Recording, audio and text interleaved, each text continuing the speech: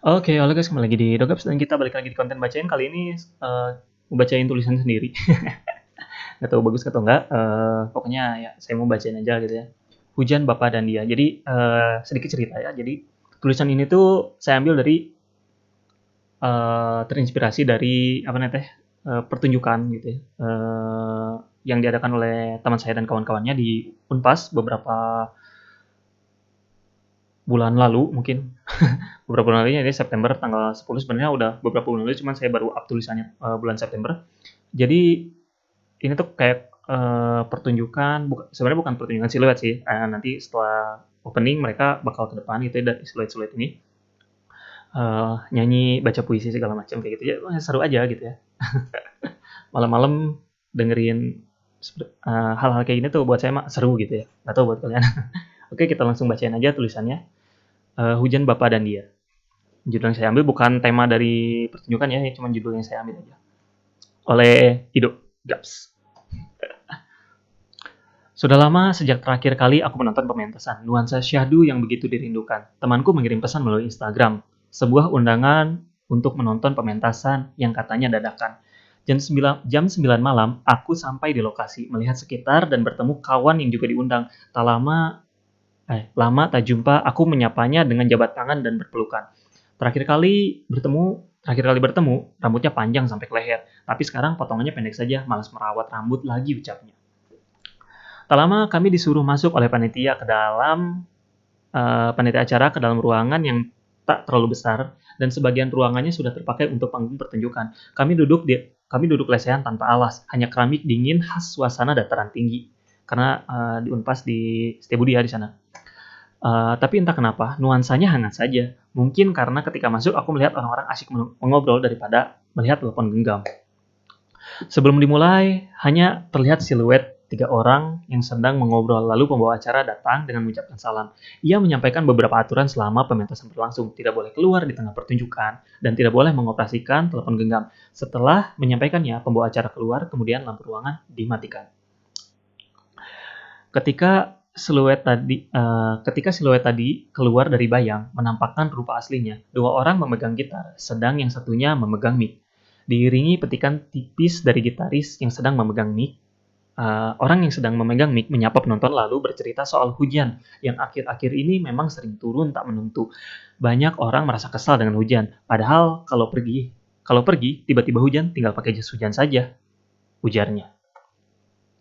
Setelah curhat panjang lebar soal hujan, ia menyanyikan lagu soal hujan. Aku lupa bagaimana liriknya, tapi seingatku semua penonton tetap tertawa mendengar lagunya. Bukan karena lagunya yang berisi lawakan, tapi setiap sindirannya memberikan renungan ceria.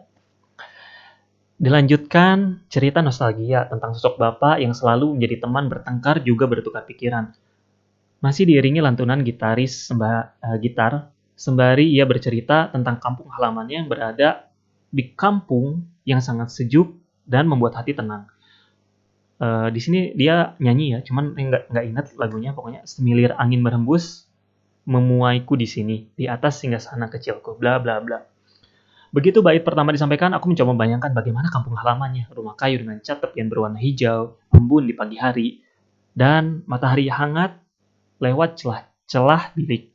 Ya, itu hanya hayalanku saja. Mungkin rumahnya sudah terbuat dari tembok. Memaksaku tenggelam, bla bla bla.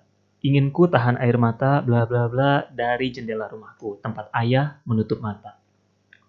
Agak samar saja aku mengingat liriknya, tapi setelah mendengarnya aku langsung terbayang segala tentang bapak, kesal dan bahagianya. Sampai hari ini pun aku masih sulit untuk selalu ramah pada bapak, tapi setelah saling tinggi tak suara dan minum kopi, sedetik kemudian seolah tidak terjadi apa-apa. Ya, kalian pernah nggak sih gelut kayak bapak? Gelut sama bapak kalian? Yang cowok ya khususnya. Gelut sama bapak atau ya mungkin sama mama juga gitu ya. Ya teman bertengkar kalian mungkin ada yang sama kakak, ada yang sama adik gitu ya.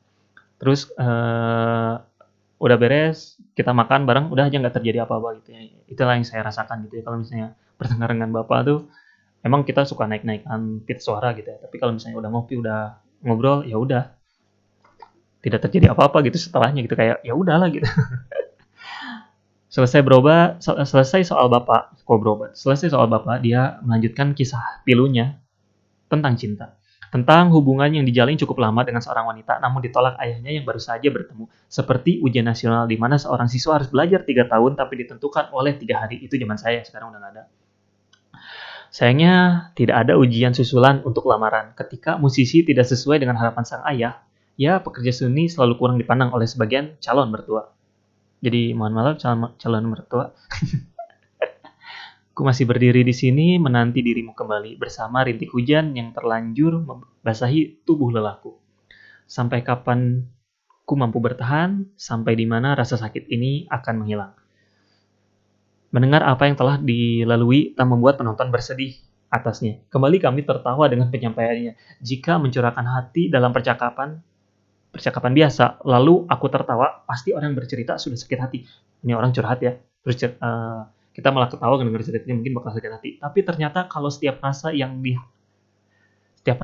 menghantam jiwa ditumpahkan menjadi sebuah karya, akan selalu ada makna dan gelak tawa. Lebay. Sesudah bercerita tentang hujan, Bapak dan dia, pembawa acara kembali ke panggung, menutup acara untuk sesi pertama, dan mempersilahkan penonton untuk istirahat dan melihat-lihat dekorasi dan lukisan di ruangan pentas. Aku tak mengikuti sesi kedua karena ada acara lain yang harus kudatangi. Bagian kedua kuserahkan pada kalian untuk menerka bagaimana isinya. Selamat berkarya. Oke, itu tulisan saya.